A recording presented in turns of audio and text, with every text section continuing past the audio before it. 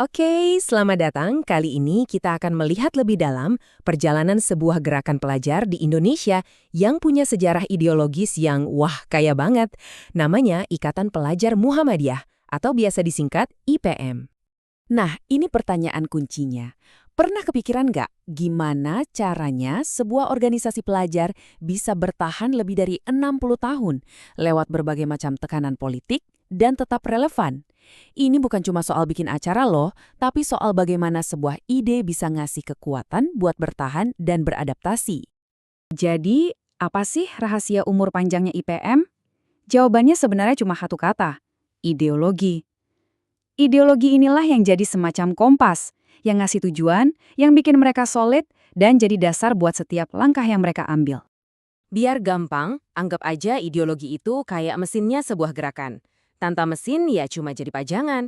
Ideologi ini yang jadi penggeraknya, yang mengubah keyakinan dan cita-cita menjadi sebuah tindakan yang nyata.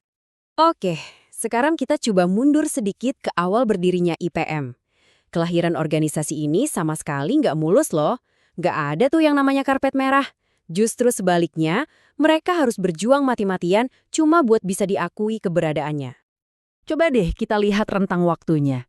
Usaha buat bikin organisasi pelajar Muhammadiyah itu udah ada dari tahun 1919.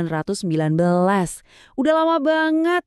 Berkali-kali coba didirikan, berkali-kali juga ditolak atau bahkan dibubarkan. Ini bukan sekedar catatan sejarah, tapi ini bukti soal kegigihan yang luar biasa.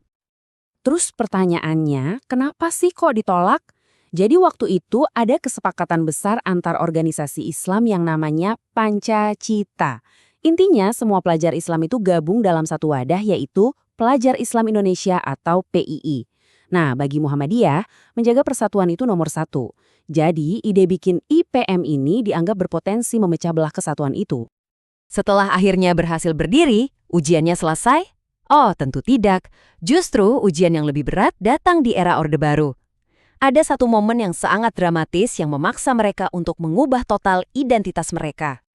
Jadi ceritanya begini, di tahun 1992, pemerintah Orde Baru punya kebijakan buat mendinginkan aktivisme pelajar.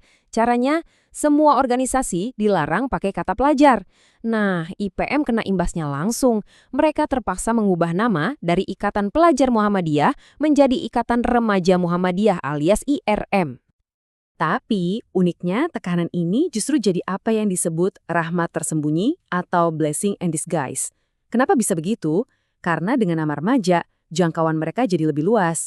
Nggak cuma anak sekolah aja, tapi juga santri, anak jalanan, dan kelompok anak muda lainnya. Basis masanya malah jadi makin besar. Lalu, tahun 98 Orde Baru runtuh. Angin kebebasan pun berhembus.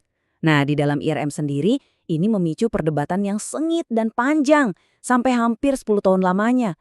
Pertanyaannya simpel tapi fundamental. Kita harus balik lagi ke identitas pelajar atau tetap jadi remaja. Akhirnya, di Muktamar Solo tahun 2008, keputusan final dibuat. Nama Ikatan Pelajar Muhammadiyah resmi digunakan kembali. Ini bukan sekedar ganti nama ya. Ini adalah sebuah pernyataan, sebuah kemenangan atas identitas mereka yang direbut kembali. Oke, kita udah lihat sejarahnya yang penuh liku-liku. Sekarang ayo kita bedah otaknya IPM modern. Apa sih yang jadi landasan berpikir utama mereka saat ini? Nah, ini dia jantung intelektualnya, Gerakan Kritis Transformatif atau GKT. Ini adalah cara pandang yang menolak buat pasrah sama keadaan. Buat mereka, realitas sosial itu bukan sesuatu yang udah dari sananya begitu, tapi sesuatu yang bisa dan bahkan harus terus-menerus diubah dan diperjuangkan supaya lebih adil. Terus, gimana cara kerja GKT ini dalam prakteknya? Lewat 3 pilar yang saling nyambung. Semuanya dimulai dari penyadaran. Ini tahap melek, membuka mata terhadap ketidakadilan di sekitar kita. Setelah sadar, lanjut ke tahap pemberdayaan, yaitu membangun kekuatan kolektif bareng-bareng.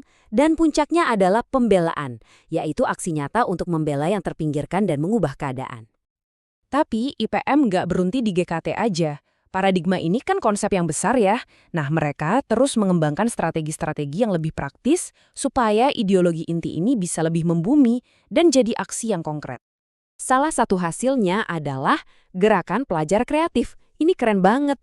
Ini semacam jawaban buat kritik yang bilang aktivis itu cuma bisa protes. Lewat gerakan ini, anggotanya didorong buat nggak cuma nunjuk masalahnya, tapi juga menciptakan solusi dan karya-karya yang inovatif. Lalu, ide ini disempurnakan lagi jadi gerakan pelajar berkemajuan. Di sini, ilmu pengetahuan jadi pusatnya. Paradigma ini menekankan kalau kemajuan sejati itu lahir ketika akal, etika, dan iman bekerja bareng sebagai satu kesatuan utuh untuk melakukan transformasi sosial. Biar lebih jelas evolusinya, coba deh kita bandingkan tujuan organisasi ini. Lihat nih, di tahun 1966, tujuannya itu lebih fokus ke membentuk individu muslim yang ideal, berakhlak, cakap, percaya diri, dan berguna. Sekarang kita loncat ke tahun 2008. Perhatikan perubahannya. Fokusnya bergeser dari sekedar membentuk individu yang baik menjadi mewujudkan masyarakat Islam yang sebenar-benarnya. Visinya jadi jauh lebih besar kan? Dari pengembangan diri, jadi transformasi sosial kolektif. Jadi, setelah kita melihat semua perjalanan adaptasi ini, apa artinya buat kita sekarang? Pelajaran apa yang bisa kita ambil dari kisah perjalanan ideologis IPM ini? Pada akhirnya, pelajaran terpentingnya mungkin ada di kutipan ini. Dalam organisasi yang sehat, ada ideologi yang dikomitmenkan. Artinya, organisasi yang tangguh itu bukan dibangun di atas program-program keren atau tren sesaat, tapi di atas fondasi ideologi yang dipegang teguh bersama-sama. Nah, ini yang membawa kita ke refleksi akhir. Di tengah dunia yang serba instan dan cepat berubah ini, apakah gagasan yang dipegang dengan komitmen mendalam bukan cuma tren sesaat, masih punya kekuatan buat mengubah dunia? Kisah IPM sepertinya menunjukkan bahwa jawabannya mungkin adalah ya.